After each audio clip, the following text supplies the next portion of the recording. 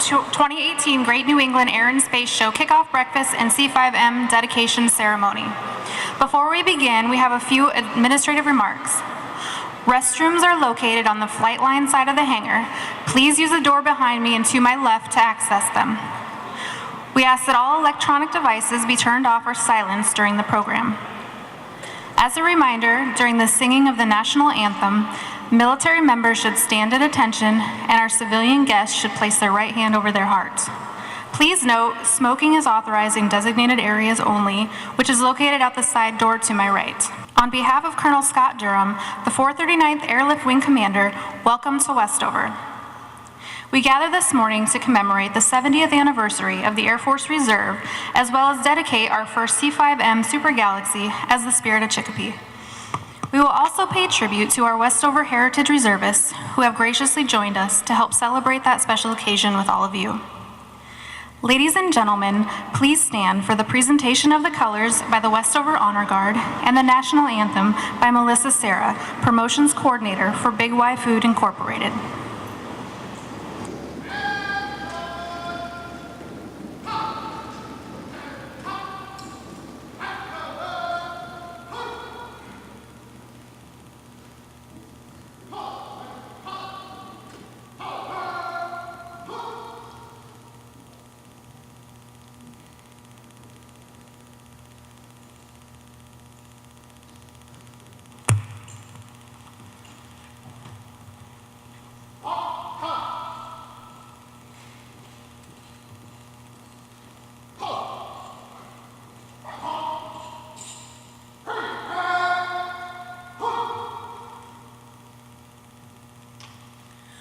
Oh, say, can you see by the dawn's early light what so proudly we hailed at the twilight's last gleaming, whose broad stripes and bright stars through the perilous fight o'er the ramparts we watched were so gallantly streaming, and the rocket's red glare, the bombs bursting in air, gave proof through the night that our flag was still there. Oh, say does that star-spangled banner yet wave o'er the land of the free and the home of the brave?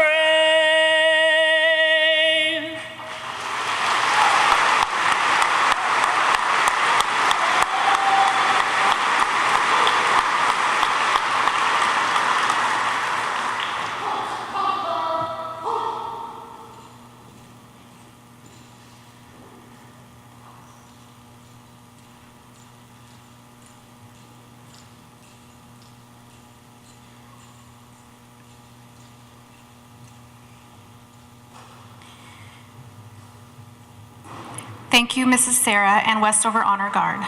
Please remain standing as Chaplain Matthew Zimmerman comes forward to offer this morning's invocation.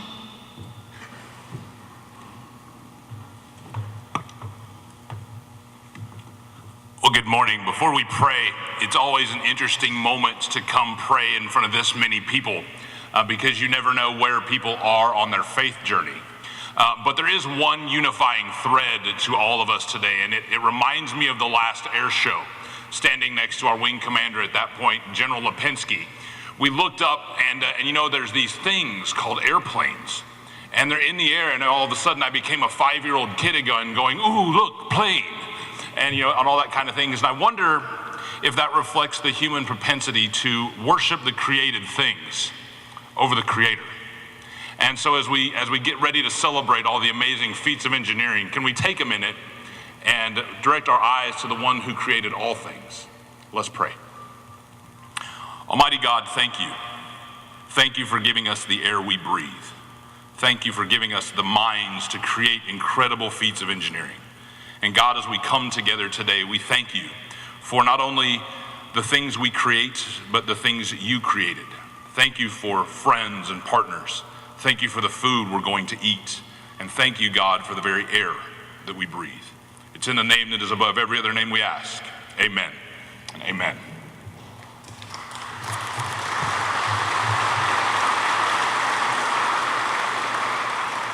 Thank you, Chaplain Zimmerman. Ladies and gentlemen, you may be seated. The Air Force Reserve was formally established on April 14, 1948, by President Harry Truman, who envisioned a program similar to one established during the First World War, whereby reservists stood ready to serve during wartime. The Air Force Reserve has met challenges to national security spanning over 6 decades. For over 16 consecutive years, the United States Air Force has been engaged in combat and operations globally. The Air Force Reserve has been an integral part of that effort.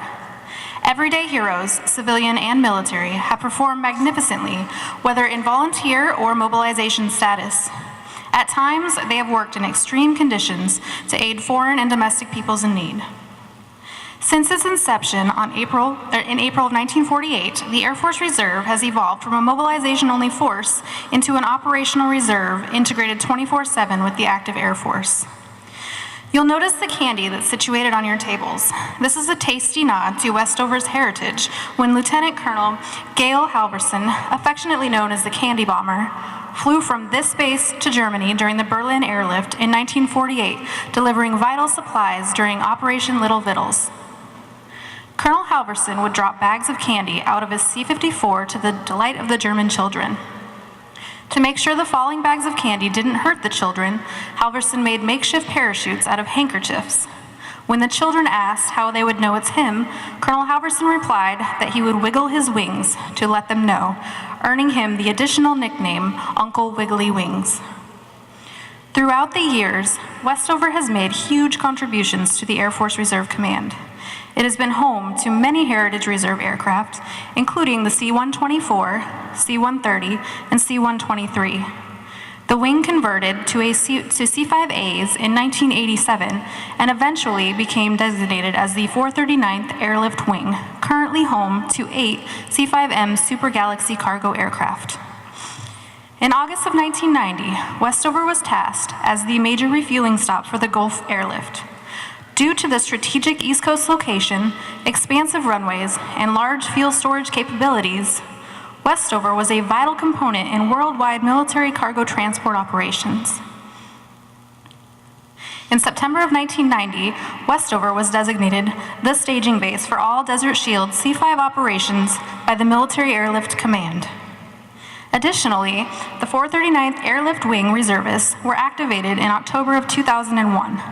Personnel and aircraft were deployed to Spain, Germany, and Qatar in support of Operation Iraqi Freedom and Operation Enduring Freedom. Whether during peacetime, wartime, or handling humanitarian operations that span the globe, Westover continues to be the premier heavy cargo airlift wing for Air Force Reserve. As we are celebrating the 70th anniversary of the Air Force Reserve, we wanted to honor all our reservists, but certainly those that paved the way here at Westover. We hunted high and we hunted low and found representation of our very first reservists, and they are here with us today. Most of these men came from the Continental Air Command, 905th Troop Carrier Group, Bradley Field, Windsor Locks, Connecticut, on May 30th, 1965, and were assigned to the 57th Air Division, Westover Air Force Base, Massachusetts. They worked under the active duty on C-119s until the very first C-124C Globemaster was assigned to the reserve on 2 March 1966. It would be the first time since 1955 that Westover was again involved in the mission of air transportation. Also in 1955, Westover was turned over to the Strategic Air Command by the then Military Air Transport Service, MATS, and the base began functionally in a war deterrent role. To honor their service, General Parker presented each honoree with a 70th Air Force Reserve anniversary coin earlier this morning. Keeping with our theme of heritage and future, we have seated with our 6 Heritage Reservists, our Interim Command Chief, Chief Master Sergeant Patrick Burke. As I introduce all 6 gentlemen, I ask that you please hold your applause until the end. Chief Master Sergeant Fred Allard. Chief Allard served as flight engineer assigned to the 337th Airlift Squadron on the C-124C, C-130B and E, C-5A and B. He retired from Westover in 1997.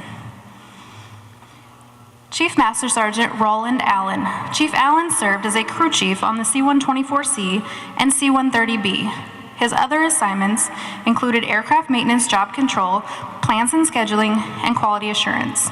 He retired as the Aircraft Generation Squadron Superintendent in 1993. Chief Master Sergeant Hank Lapa. Chief Lapa served as Hydraulic Supervisor and Organizational Maintenance Squadron Superintendent. He retired working in aircraft maintenance job control in 1988. He is joined today with his son, Chief Master Sergeant Mike Lapa, United States Air Force retired.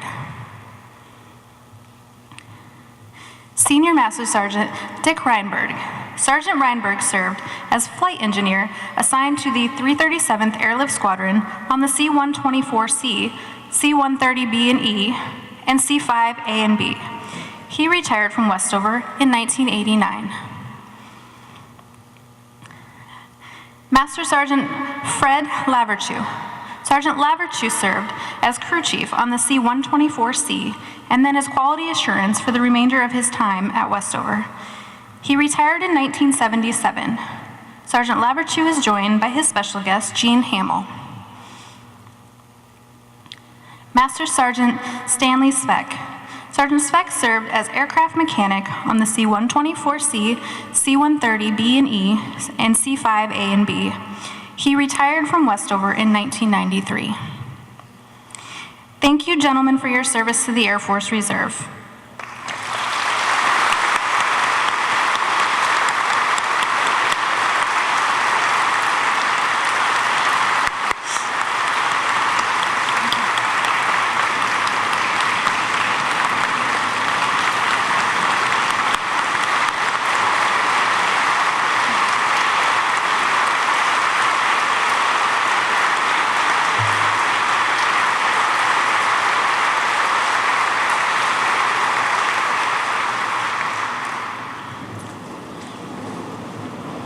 We are humbled to have so many distinguished guests and family members joining us today. I will ask each of our special guests to raise their hand as they are introduced. Because this event is graced with so many special guests, I please ask you to hold your applause until all the guests are introduced. Sitting at our head table, Mrs. Connie Brown, President of the Galaxie Community Council. Our host for today's event, Colonel Scott Durham, Commander of the 439th Airlift Wing, along with his wife, Jennifer. The Honorable Richard Koss, Mayor of Chicopee, along with his wife, Gina. Brigadier General Stephen Parker, Vice Commander, 22nd Air Force, Dobbins Air Reserve Base, Georgia, along with his wife, Karen. Our guest speaker, Colonel Cady Coleman, United States Air Force, retired and former NASA astronaut, along with her husband, Josh Simpson. Colonel Howard Clark, Vice Commander of the 439th Airlift Wing. Lieutenant Colonel Ian Coogan, 439th Airlift Wing Air and Space Show Director, along with his wife, Lisa Sheff. Major Ray Jeffrey, Thunderbird No. 12, Public Affairs Officer, along with his wife, Tabby. Sergeant First Class Ty Statler, United States Army Golden Knights Team Leader. Our distinguished guests today, the Honorable Jeff Deal, Massachusetts State Representative. The Honorable Aaron Vega, Massachusetts State Representative. The Honorable Carlos Gonzalez, Massachusetts State Representative. Mr. Earl Bonnet, State Chair, National Committee for Employer Support of the National Guard and Reserve for Massachusetts, and his wife, Joanne.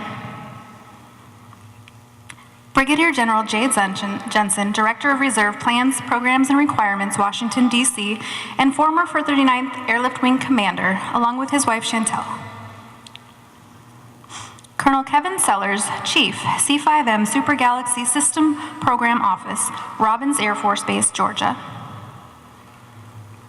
Colonel Peter Green, Commander, 104th Fighter Wing, Barnes Air National Guard Base. Ms. Patricia Pagan, Director of Strategic Airlift Programs for Lockheed Martin Aeronautics. Mr. Mike Blackson, Executive President, Veterans Facility Services, along with his wife, Vicki. And finally, we would like to welcome all other Air Force, military, and local community leaders. We thank you for attending.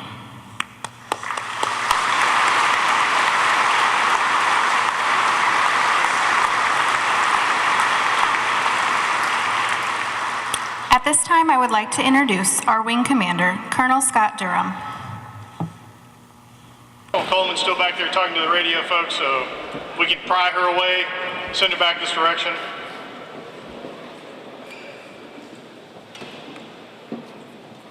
While everybody's getting seated, I'd just like to say welcome back.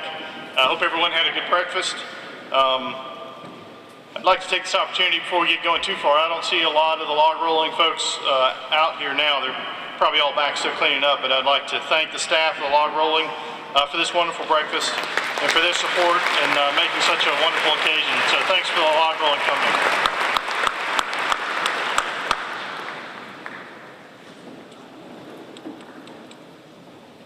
What'd you say, Howard? Okay. We're getting there. It's getting close. Is everybody excited for this weekend?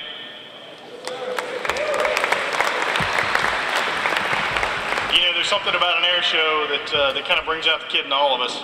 We were talking yesterday as the Thunderbirds were flying over about what inspired those of us that are in the military to serve. And I was telling the story, if you couldn't tell, I'm from South Carolina. So I grew up in South Carolina, and I grew up in the mountains of South Carolina. So I'm a hillbilly South Carolinian. So that you should appreciate how far my accent has come over the years from where it used to be. But we used to every year go on vacation down to Myrtle Beach, South Carolina, and we stayed in the Pirate Land Family Campground. Some folks have been there. Every year. So we had a little camper that we'd pull down there, and at that time Myrtle Beach Air Force Base was still open. And the A-10s would fly up and down the beach. And A-10 pilots, being pilots, would get fairly low just offshore, off the beach, and then they could look and see everybody laying on the beach. So it's pretty neat. We got up close, personal shot of the A-10s. But as a little kid sitting there with my sand bucket and shovel, building sand castles, thinking about how cool it would be to fly an airplane, I think that cemented it in my mind that I wanted to be a pilot and I wanted to be an officer in the Air Force. So that set my path. I had no idea what it took to get there. None of my family had really been in the military.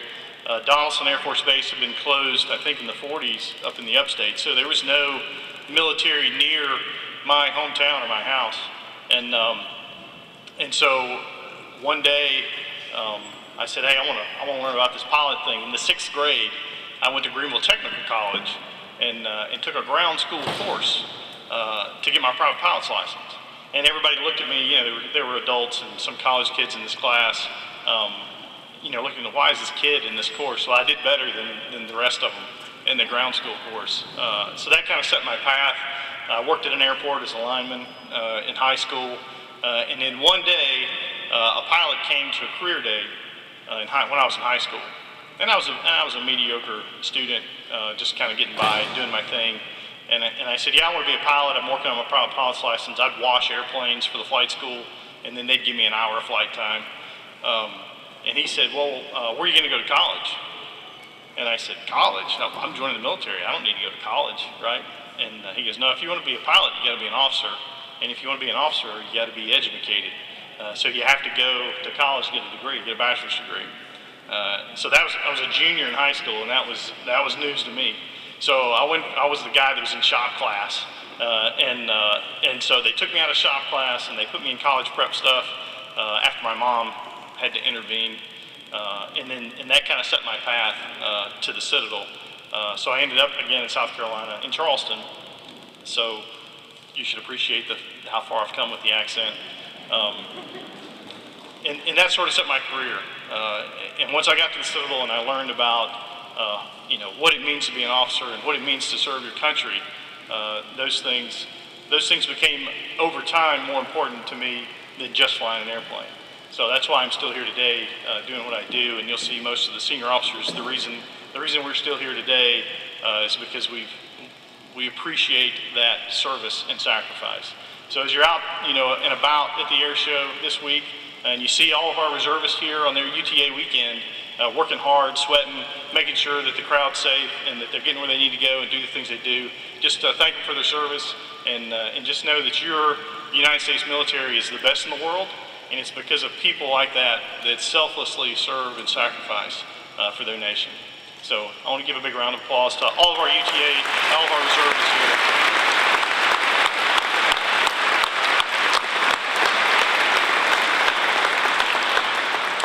Also, it is the 70th birthday for the Air Force Reserve.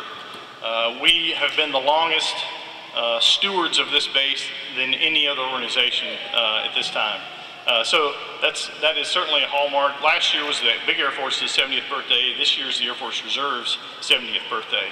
And just coincidentally, my birthday is Monday, so I'm taking this as a big party in my birthday as well. So I haven't had a birthday party in a while, so thanks, Jennifer. This is an awesome birthday party.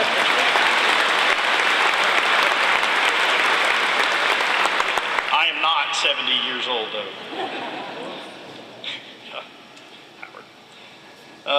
Okay, so at this time, I would like to introduce Brigadier General Stephen Spidey Parker, Vice Commander of 22nd Air Force.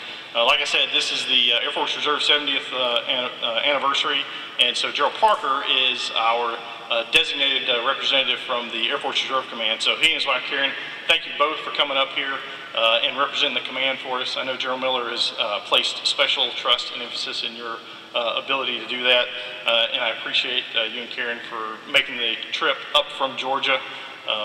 His accent's nothing like mine. So thank you for coming up, sir.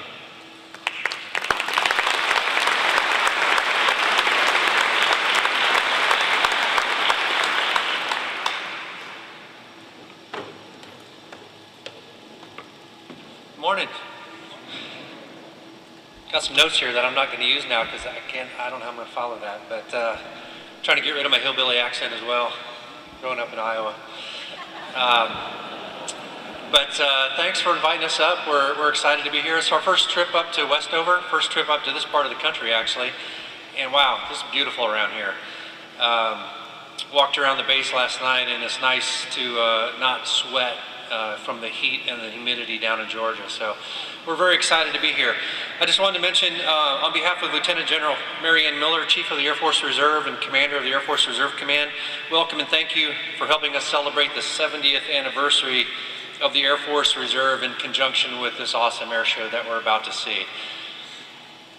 As mentioned before, for 70 years our Reserve Citizen Airmen have been the cornerstone of the successful defense of our nation by providing combat-ready forces to meet the needs of combatant commanders.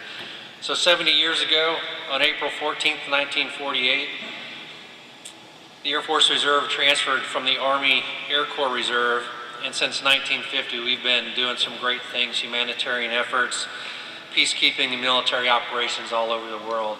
Our Air Force Reserve has changed dramatically since its inception. What we do today, I don't think was ever envisioned by the people who thought of the Air Force Reserve. Our reservists are hugely capable, qualified, and they are contributing day in and day out. About every day, we've got about 7,000 reservists on orders supporting things all over the world, whether that be flying operations, supporting space operations, aerial port, civil engineer, you name it. Whatever the Air Force does, the Air Force Reserve is doing the exact same mission set. The other thing that I've had the pleasure of working with a couple of organizations, NIMAC, the Niagara Falls Military Affairs Council, and also Cobb County Chamber of Commerce. And I know The Galaxie committee is just as important, and you can see it here, the number of people who are out here celebrating this, and I know 250,000-ish, somewhere around there. So this is just a huge event for the community. And so, I know it takes a lot of effort by the wing to put this on, but it takes also a huge amount of effort and a huge amount of commitment from the community to do this as well. So we're very appreciative of not only what you've done for the air show, but we're also appreciative of what you do for our reservists day in and day out. Our reservists can't do their job without the support of their family and their employers. So thank you, a lot of you employers, families, thank you for what you do for our Air Force Reserve Airmen. We mentioned some of our initial reserve airmen right here. I had the pleasure of handing out coins on behalf of General Miller. I just want to say thank you for your service. Thank you for what you've done here at Westover. What we do as reservists, a couple things that make us good at what we do, and that is the continuity. And a lot of our reservists have been here doing this job for a long time. And then also the community relations. They're embedded. The community cares about the base, cares about what we do. So again, I just want to say thank you for all of your support, and thank you for helping us celebrate the 70th anniversary of the Air Force Reserve.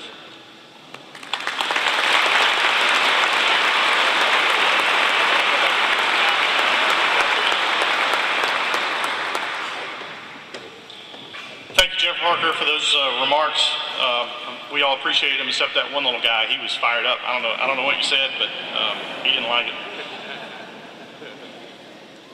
The Galaxie Community Council serves as a bond between Westover and the surrounding civilian communities.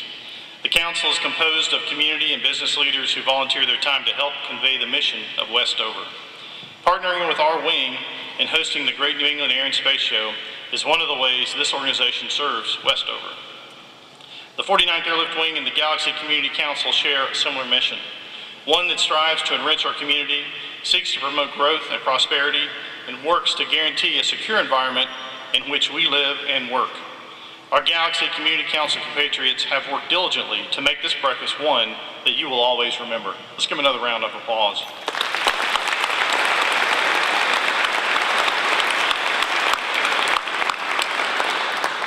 I'm just doing a mic check. My father-in-law's here, Don Moore. Don, can you hear me okay? Yep, okay. So he's my, he would tell me if this was too loud or too soft. So joining us on stage is the president of the Galaxie Community Council, Ms. Connie Brown. Ms. Brown has been a member of the Galaxie Community Council for 10 years and has served as its acting president since October. In addition to her involvement with the council, she is the director of sales for Pioneer Valley Hotel Group, managing 4 hotels and a banquet hall in the Pioneer Valley. Ladies and gentlemen, please welcome Ms. Brown.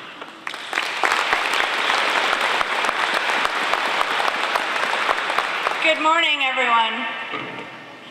Thanks for coming out, and thanks to those of you who I asked to put a special word into Mother Nature, because this is pretty incredible. We've all been out here when it's about 100 degrees with 100% humidity, so nice job, everyone. Colonel Durham, thank you very much, both for this incredible air show weekend and for allowing the Galaxie Council to serve Westover.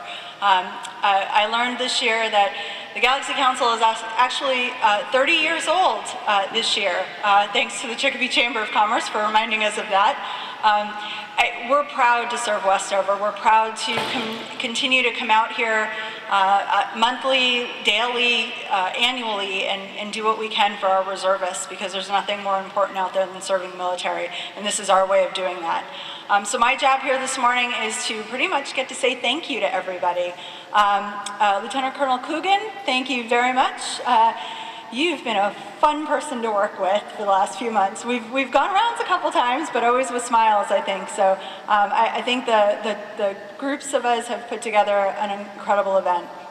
I am really pleased that this air show team has come together so well, and I would be remiss if I did not start next with thanking the Galaxie Community Council members. Our 140 plus volunteers who have been out here since Monday setting up that ramp and are out in force today, as you see blue shirts everywhere. If I could have you all just quickly raise your hands and say hi to everybody. It's great to see all of you out here today, so thank you for all you do.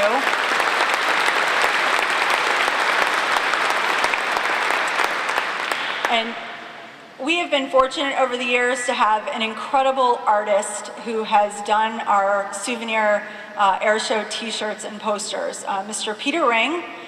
Peter, where are you? There's Peter Ring. I've seen a lot of air show posters over the years, and Peter is very distinctive and very well known, and his posters are in and t-shirts and prints and everything are in very high demand. So I apologize that I forgot to bring his actual oil painting here today. It's been a little crazy this week. I apologize, Peter, but it is even more stunning than the poster you see, and I'm very happy to be able to present those today to two people that we're, again, so appreciative of. So first, Colonel Durham, on behalf of the Galaxie Community Council.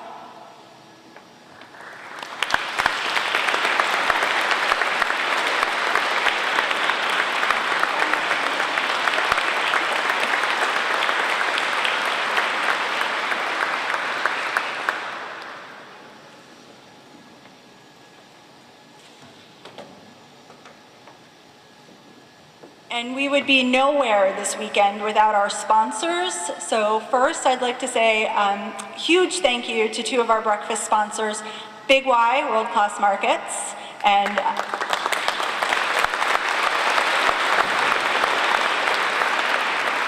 just in case you did not catch that, that's Melissa Sarah from Big Y that sang our national anthem this morning incredibly beautifully.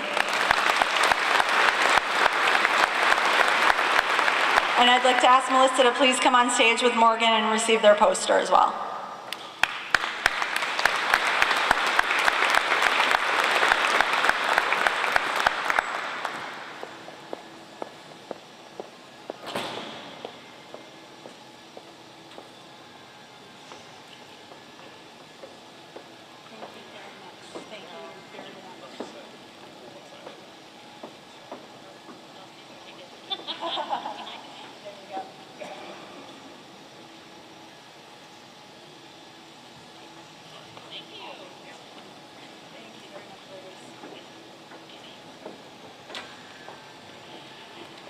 And our second breakfast sponsor is People's Bank. People's Bank did not just turn out to be a breakfast sponsor this year. They went above and beyond and are also sponsoring our parachute team, Team Fast Tracks. So while you don't have a poster, you do have an opportunity to jump out of a plane this weekend. So to the People's Bank team, thank you very much for all you're doing this weekend.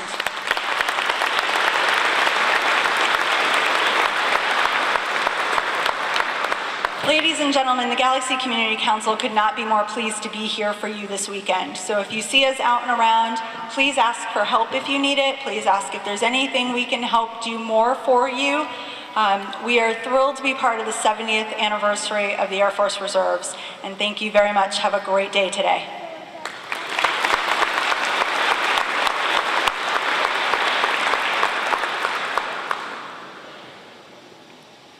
All right, so moving right along, the Golden Knights rep spoke earlier, so if you didn't hear him, he's going to be out here. They're going to be jumping on weekend.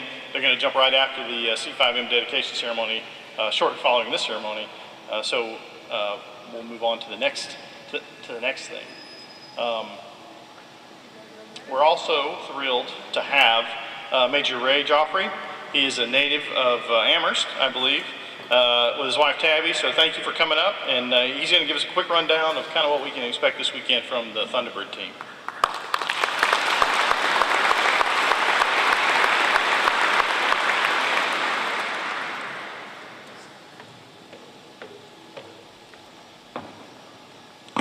Thank you very much, sir.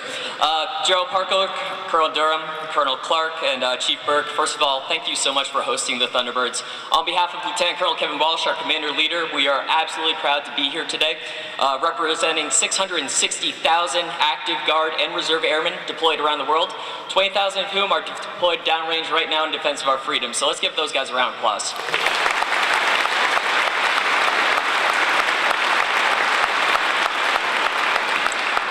I'd also like to thank Colonel Coleman for being here today. Thank you so much for everything you've done to inspire the next generation of aerospace-minded kids to reach for the stars. Thank you, ma'am.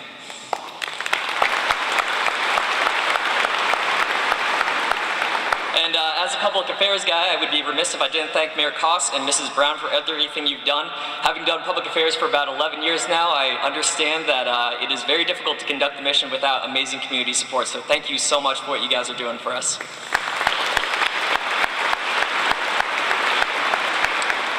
So the Thunderbirds are really excited to be here this weekend. We're going to put on a fantastic show for you guys. Our mission is to recruit, retain, and inspire. So in addition to seeing some fantastic aerial demonstrations, we are out in the community right now. In fact, we have folks head over to Shriners Hospital right now to go engage with the kiddos there. We'll also be meeting with some Make-A-Wish kids after our practice show today. And of course, we'll be working the show line throughout the entirety of this weekend, just helping engage with folks, tell the Air Force story, and let folks know the amazing opportunities that are available to them in the United States Air Force.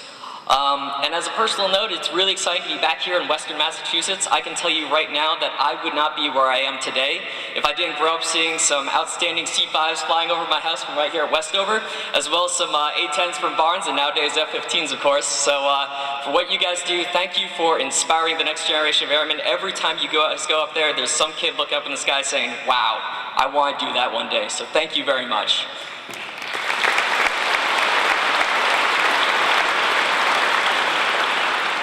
So without further ado, I say we continue with this day and start working on inspiring that next generation of airmen. Thank you.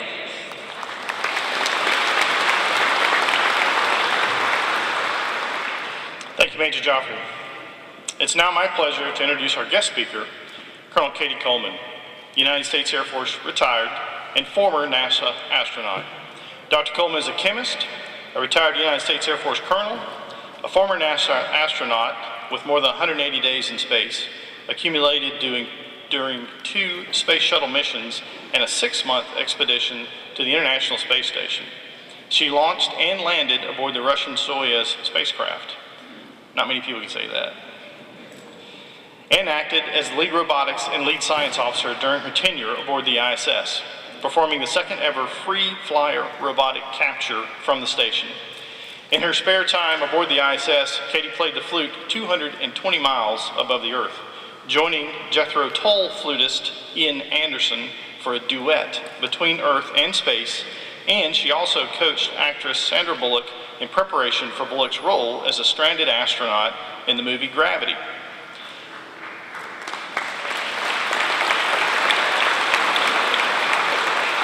After returning to Earth, she became an innovation lead for NASA's Office of the Chief Technologist at NASA headquarters and managed Launch.org before retiring from NASA after a 26-year career. As if you didn't do enough. Currently, she is a technical consultant for microgravity research and a public speaker. Hopefully you do a lot better than I do, because I struggle with it. See, I lost my spot. Advocating for inclusion in STEM and STEAM fields. So STEAM is science, technology, engineering, arts, and math, right? So put the arts in there. At least we lose all creativity. And on teams everywhere. She serves on several boards, including the Smithsonian Natural History Museum, the Skycatch Company, and Dent the Future. She received a Bachelor of Science degree in chemistry from the Massachusetts Institute of Technology and a doctorate in polymer science and engineering from the University of Massachusetts. Ladies and gentlemen, please help me welcome Colonel Cady Coleman.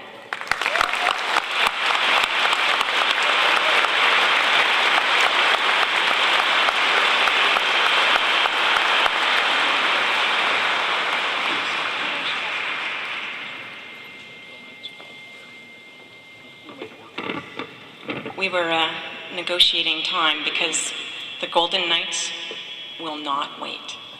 And we are going to be on time. It's so exciting to be here today. And it's always embarrassing to hear somebody read your biography kind of thing. And, but I have to tell you that all of that started, well, first it started in South Carolina, born in South Carolina, but I only lived there 6 months, so the accent part was not so hard for me. But most of that started right here in Massachusetts. I went to MIT undergrad, and I went to the University of Massachusetts for my doctorate. Best place in the entire world to study polymer science and engineering, like making things out of materials, for example, for airplanes.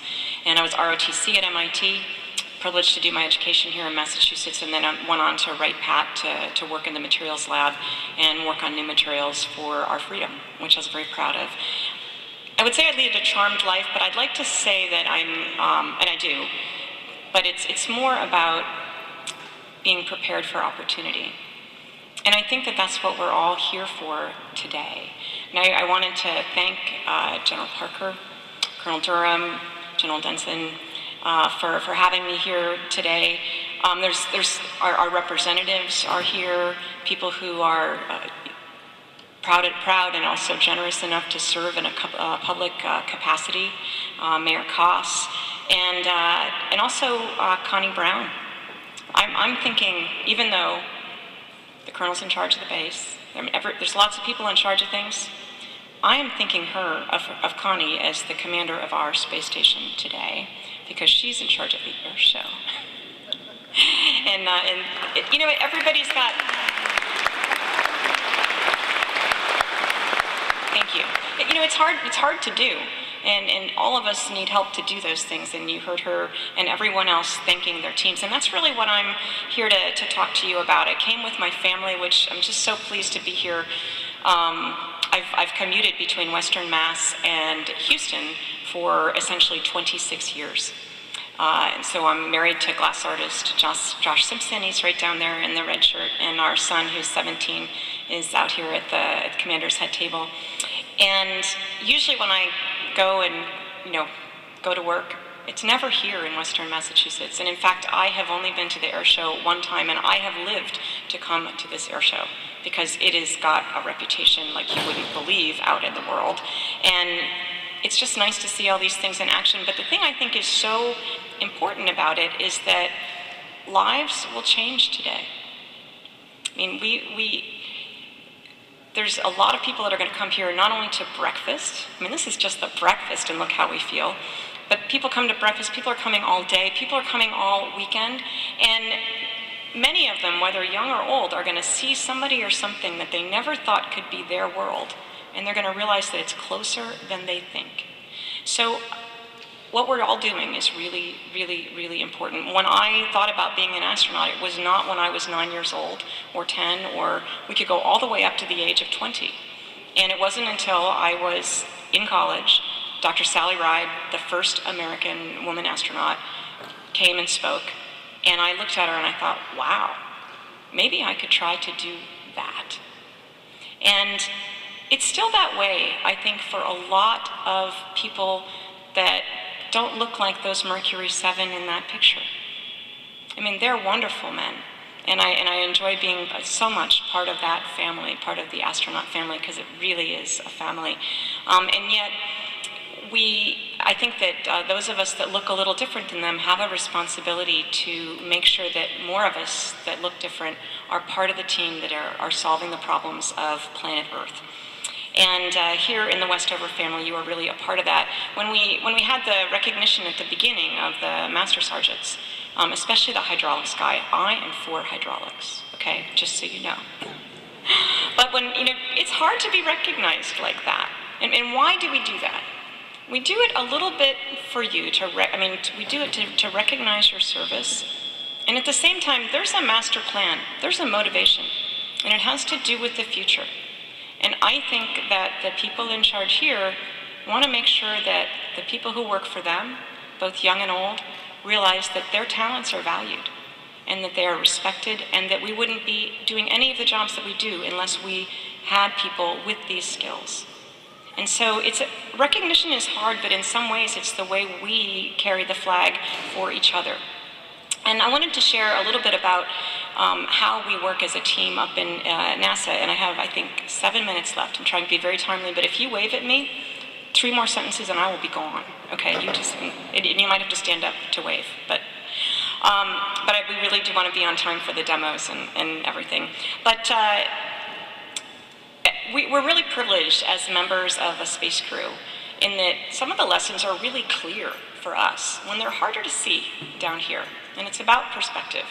I was on a crew of 6 people living on the space station for almost 6 months, and actually not the same 6 people.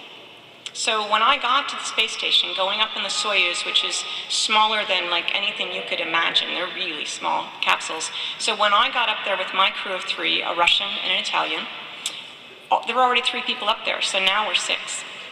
And then 4 months later, 3 of them go home, 3 more come, now we're a different 6. And we don't get to pick any of those people. And all those things that you might assume about NASA doing tests and thinking, oh, would they get along, and oh, this, and oh, that. It's just like the military, where it'd be nice if we could think about that, but we don't have the margin to think about those things because we hire professionals who are going to be there for the mission. And we actually just have to do it skill-based. We need a robotics person, a scientist, we need spacewalkers, we need all these different kinds of things, and we actually need them to be qualified in each other's disciplines. And so, if you look at my crew picture, which I think might be on one of the displays up here, or if you look on you'll see that we are way different people. And they don't even know each other, I think, as well as you might think that we do, although we do train together for a long, long time. And I think that we have a privilege of knowing that if I don't do the work that I'm supposed to do, or if I don't enable my crewmate to do the work that he needs to do, which he may or may not know that he needs that help, but it's my job to get it for him. So if we don't do that, the mission isn't going to happen, and that's more important than how we feel about each other. And so I think to accomplish that, you have to be one of 2 things, and you probably have to be both. I think you have to be brave, and I think you have to be open.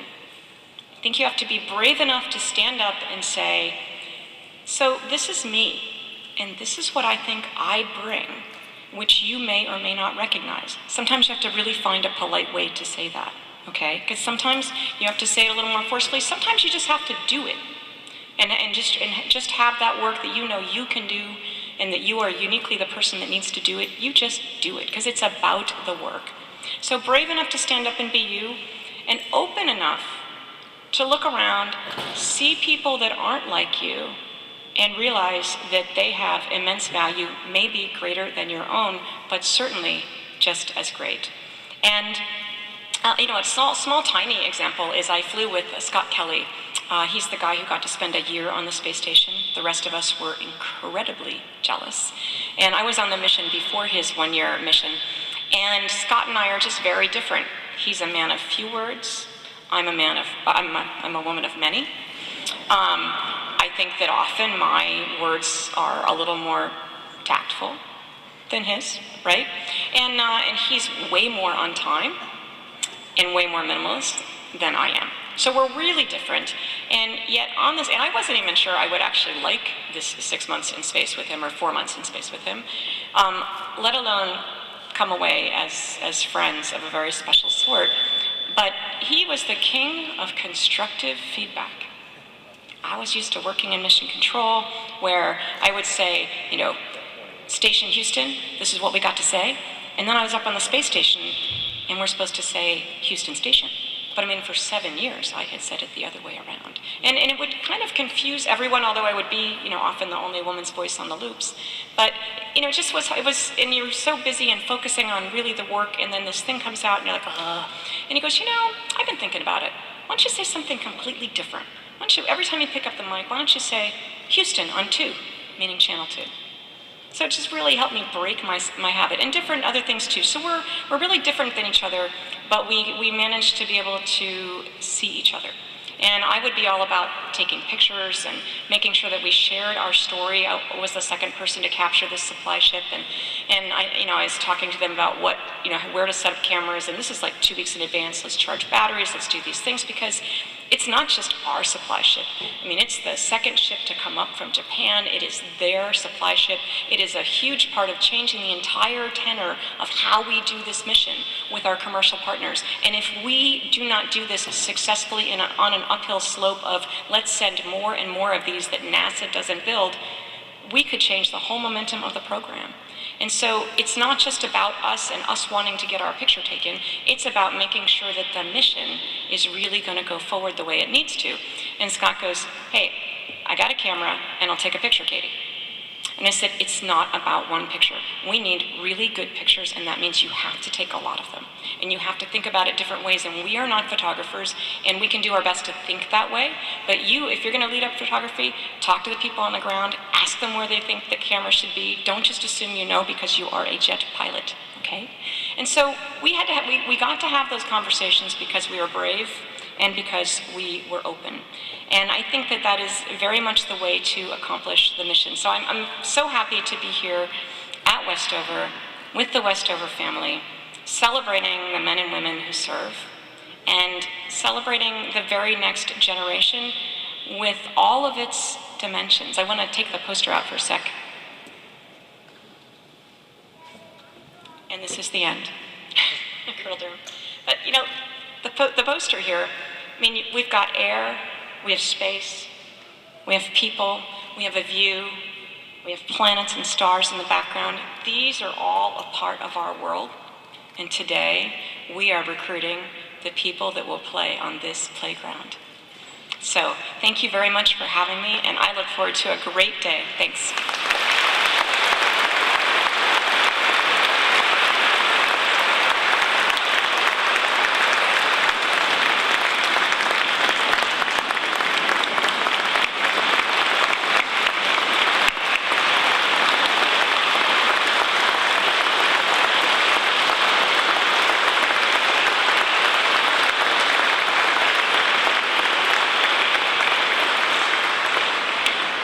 Thank you, Colonel Coleman. At this time, Colonel Durham would like to make a special presentation to Colonel Coleman. So we were talking about what to get you, and I said, hey, let's get this really cool glass-blown space shuttle thing and give it to her. And then I found out that her husband's a glass blower, and I was like, she's probably got all the glass-blown stuff she needs in her house. And I know, having a long and successful career, both as an Air Force colonel and an astronaut, you probably have a love me wall that's enormous. And unfortunately, my budget for gifts is very small. So this is a very small token of our appreciation for you coming out to Westover and sharing your experience in space and making this truly an air and space show for us. So thank you.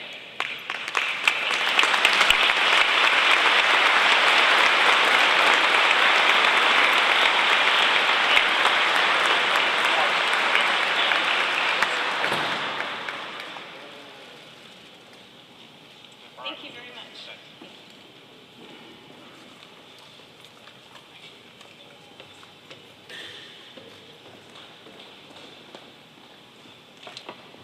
Okay, let me find my spot again.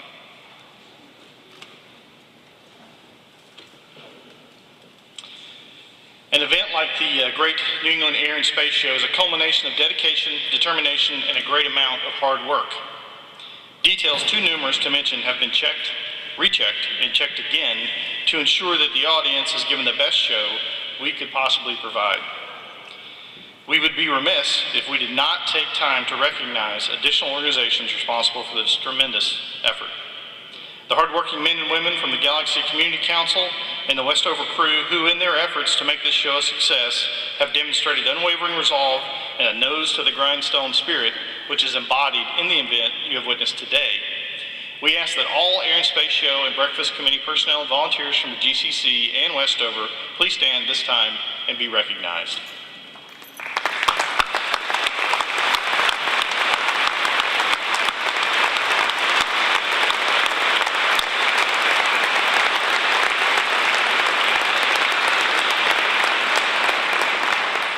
I would also like to thank Chicopee Electronics, Mr. David Averill.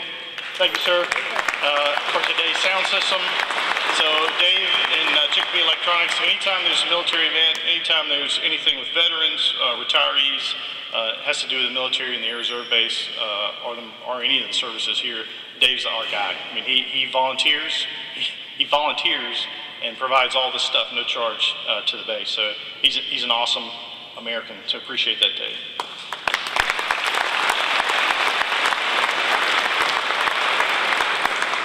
The Westover Honor Guard, they did a great job with the flag this morning. Thanks, guys, if you're still here.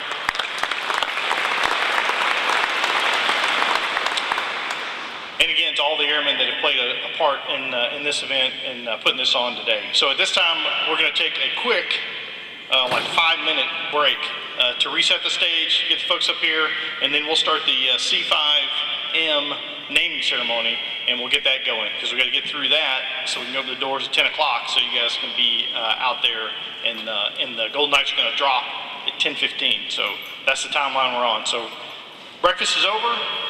Reset, and then we'll start the dedication ceremony. Go. It is my pleasure to welcome you all back. Joining Colonel Durham on the stage for the C5M dedication ceremony is the Honorable Richard Koss, Mayor of Chicopee, Ms. Patricia Pagan, Director of Strategic Airlift Programs for Lockheed Martin Aeronautics, and Senior Airman Austin Bernesh, the 439th Airlift Wing Airman of the Year.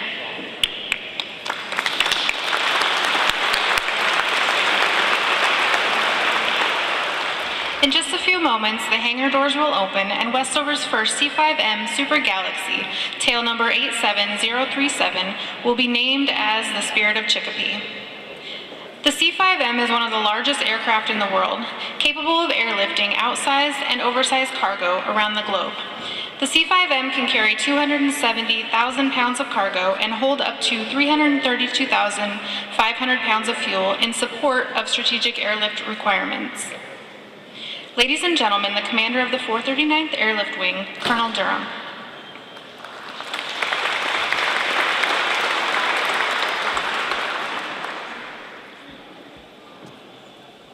It just feels like I was just here.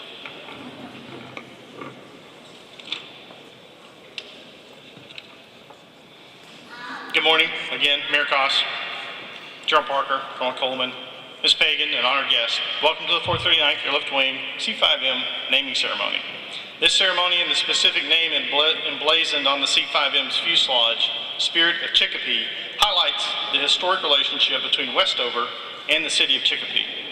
This sometimes noisy relationship spans the 79 years that Westover has been operating aircraft here. Mayor Koss has been a friend to me since I arrived in June of 2017, and a friend of Westover for the entire 78 years before that. So you're looking great. I just want to say, I want to know what gym you go to. Our airlift mission runs smoothly because of the strong support of family and employers. Mayor Koss, you and the city of Chicopee have set the example for being a foundation of patriotic support to the base and to the warriors of Westover. I am happy that we have this opportunity to say thank you in a way that will be visible to the future generations of airmen and reserve citizen airmen that work here at Westover. As a standalone reserve base and one of the major employers in the area, Westover gathers its team of expert pilots and support staff from the surrounding towns. About 5,000 full-time, part-time people work here at Westover, representing active duty, reservists, and civilians from the Air Force, Marines, who we see out here in the crowd, thanks for coming, Mike, Army, and Navy. This joint service effort results in an economic impact to the region of more than $212 million. That's pretty good. There are some 1,100 reservists from Massachusetts alone who serve. Many of these reservists also serve in their community as first responders, teachers, business leaders, and much more. They are your neighbors, and we borrow them regularly to fly and support our worldwide airlift mission and the mission of the nation. This ceremony also showcases the C5M Super Galaxie, a strategic aircraft for the future and the largest airplane in the U.S. military inventory. The C5M, as most of you have already noticed, is dramatically quieter. The base once used to receive regular complaints from the public about the older models whine, that very distinctive, very loud C5 whine. Now, a few people have even called the base to say, hey, it's too quiet. It kind of scares us when it comes over because we don't hear it coming. The engines are 20.6% more fuel efficient, making this a much more environmentally friendly plane and the new model can pick up cargo in Dover, Delaware, and fly straight to Afghanistan, carrying 50 tons without stopping or refueling midair. In addition, the plane has broken 89 world records, the most of any plane in the world. Why is all this significant for Chicopee? The 8 refurbished and re-engined aircraft that the Reserve Command is assigning to Westover will represent a $720 million vote of confidence in this base and our ability to fly and support worldwide strategic airlift missions. It's also significant that we're naming this particular C-5M after the city of Chicopee. This aircraft, affectionately known as 870037, or 037 for short, is the first of the new era of aircraft here. Gaining 037 meant the continued importance of strategic airlift for the U.S. Air Force and the continued strategic importance of Westover in supporting the Air Force mission. Finally, I'll close by thanking those who have dedicated their efforts to helping Westover's continuing mission. The Galaxie Community Council, which has spent untold hours supporting the air show and the base, the Pioneer Valley USO, the families and friends of reservists that are here today, and, as the aircraft name demonstrates, the city of Chicopee, the spirit of Chicopee. Thank you.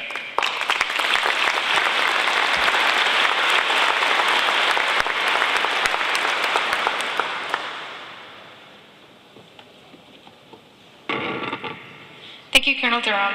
It is now my pleasure to introduce Ms. Patricia Pagan, Director of Strategic Airlift Programs for Lockheed Martin Aeronautics.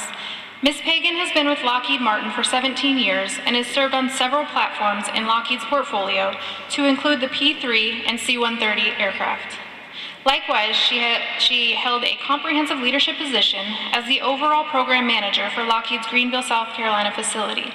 Prior to assuming her current role as the company's C-5 Galaxie expert, she held a variety of positions ranging from financial analyst to business development to sustainment operations and strategic leadership. Ladies and gentlemen, please welcome Ms. Pagan.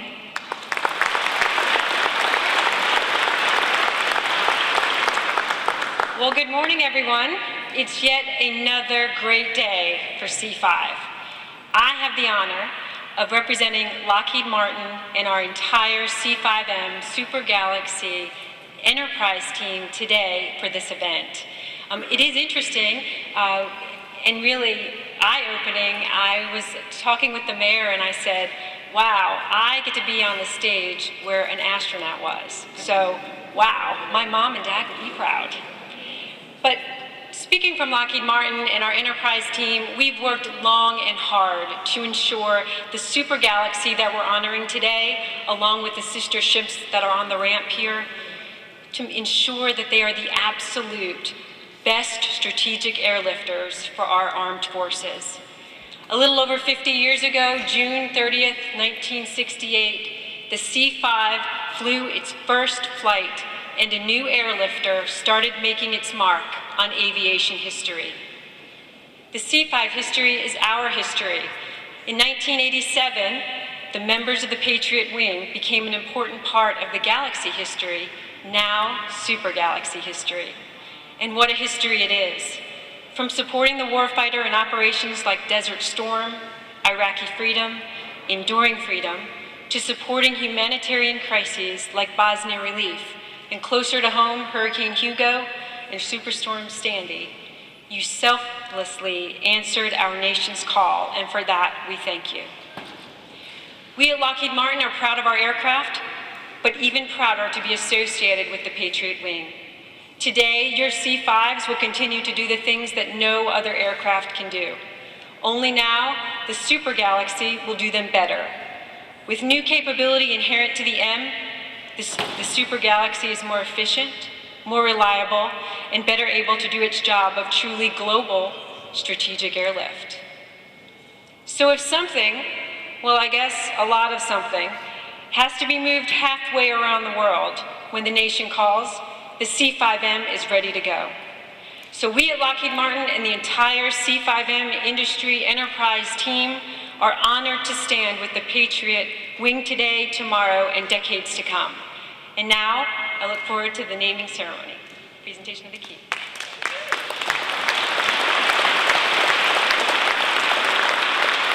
Ms. Pagan will now take this opportunity to present the key to the Spirit of Chicopee to Colonel Durham, symbolizing the acceptance of the first C-5M to Westover.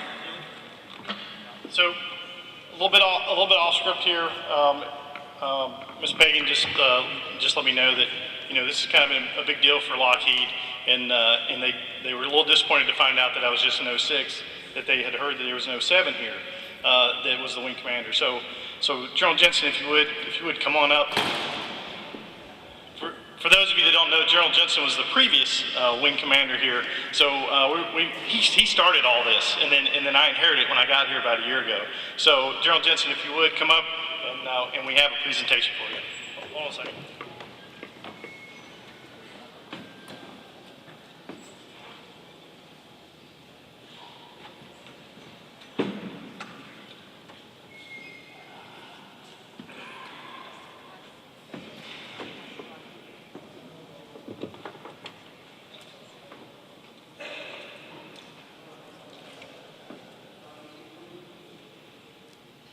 So now, Ms. Pagan will present the key to General Jensen, accepting the new C5M Spirit of Chicopee to the base here at Westover.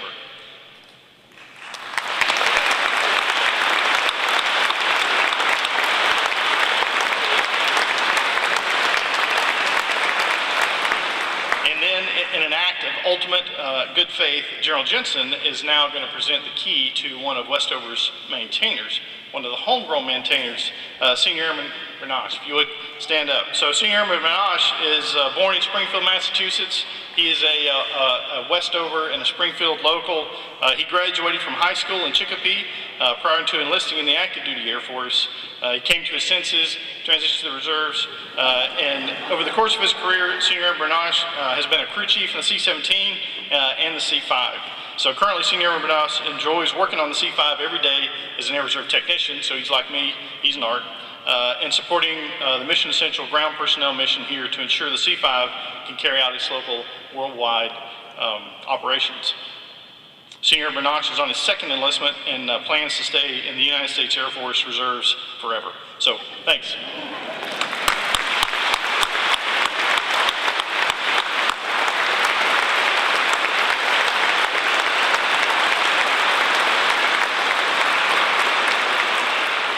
By imparting the key to one of Westover's finest maintenance airmen, we entrust the care and maintenance of the Spirit of Chicopee to the competent and able hands of the maintenance group, led by Colonel Post. So, thank you, sir.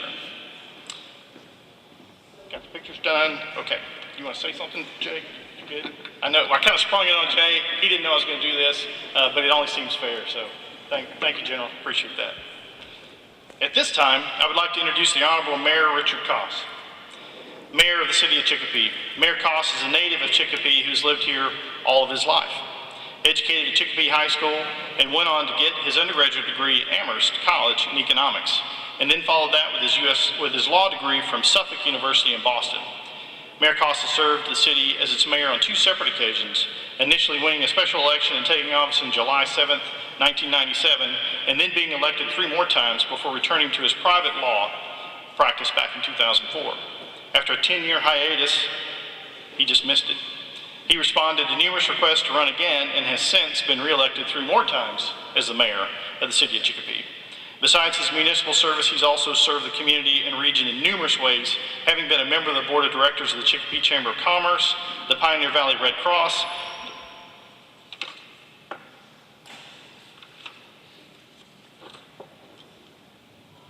they took the rest of your bio out. So, the city of Chicopee, Mayor Koss.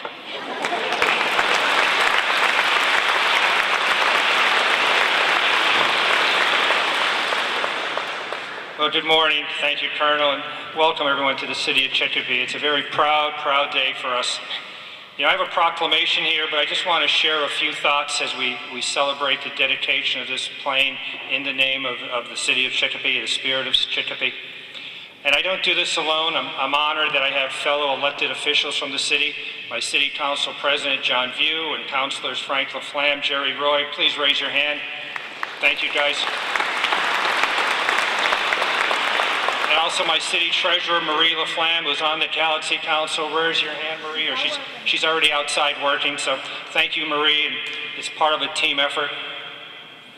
You know, you heard a lot of comments earlier today about the history of this base, 8 decades. Those of us that lived here all this time remember the B-52s, and quite honestly, those what really shook you and made you realize that you not only couldn't talk on the phone, but you had to appreciate holding on to things in your house so they wouldn't fall off the shelves.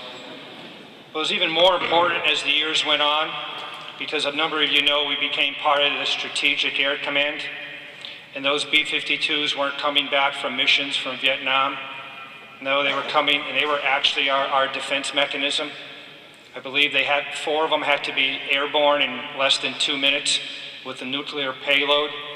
And that's what they trained to make sure that they would be airborne, because that was our defense system in the 70s and the 80s, to make sure that as a country and as a nation we were protected.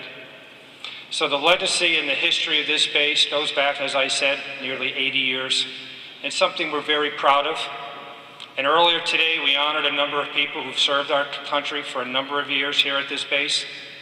And I think that's part of the message that the spirit of Chicopee is really trying to bring to all of us today. I hadn't served, but I've learned to appreciate, and I've learned over the years in various ways. I've told the story before, but I'll share it with you as well. My father was a Seabee in the Navy in World War II.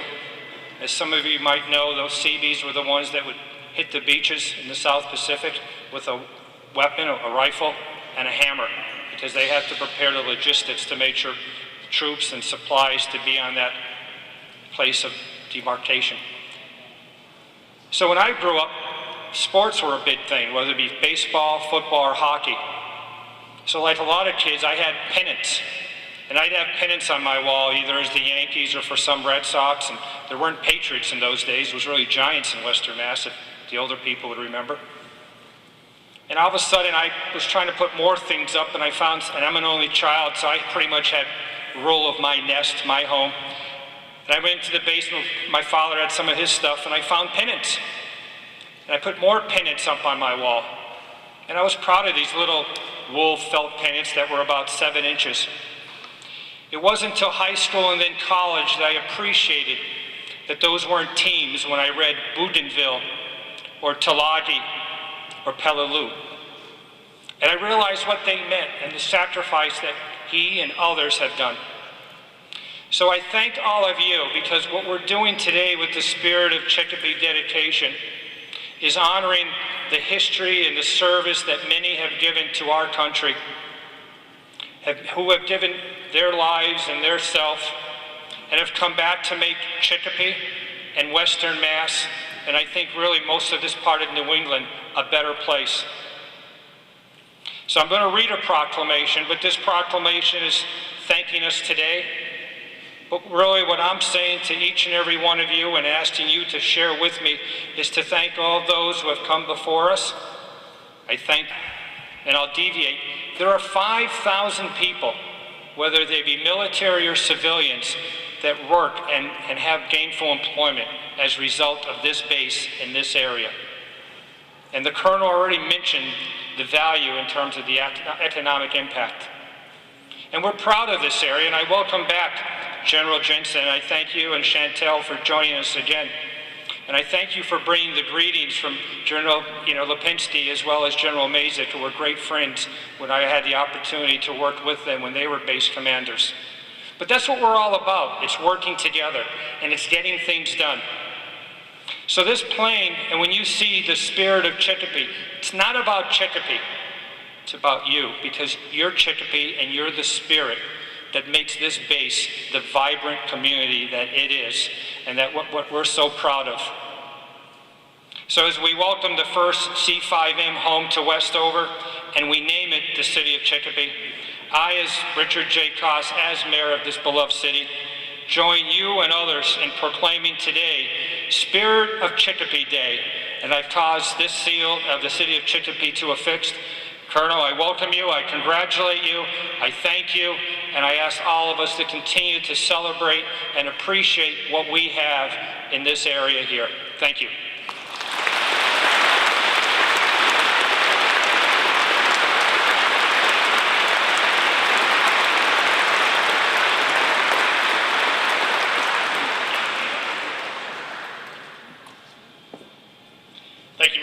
So in the essence of time, we're going to start opening the doors, and we are going to sing the Air Force song as that happens. So go ahead and start opening them. We'll just sing through the buzzer. How about that? Hit it. Go ahead. Now go. Oh, you can unplug it. Now we'll do it a cappella. Go ahead and open the doors. Where's our national anthem singer? You know the Air Force song? She can start us off. Ready? Off we go.